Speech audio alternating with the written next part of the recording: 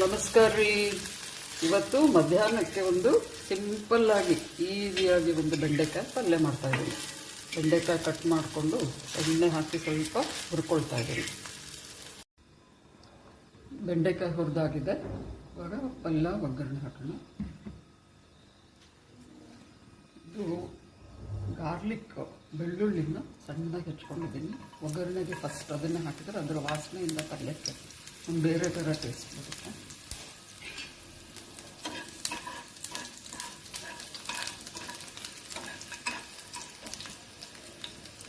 ಸ್ವಲ್ಪ ಅರಶಿನ,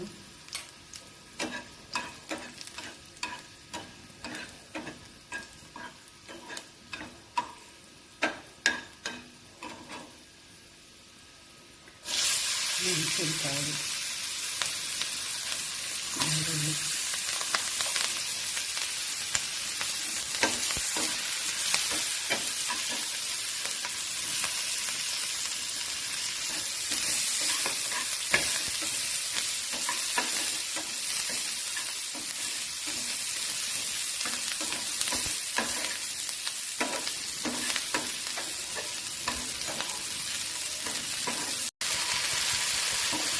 ಬದನೆಕಾಯಿ ಪಲ್ಯ ಒಗ್ಗರಣೆ ಹಾಕಿದ್ದೀನಿ. ಕೊತ್ತಂಬರಿನೂ ಹಾಕಾಗಿದೆ. ಸ್ವಲ್ಪ ಒಂದು 2 ಮಿನಿಟ್ಸ್ ಬಿಟ್ಟು ಬೆಂಡೆಕಾಯಿ ಪಲ್ಯ ರೆಡಿ.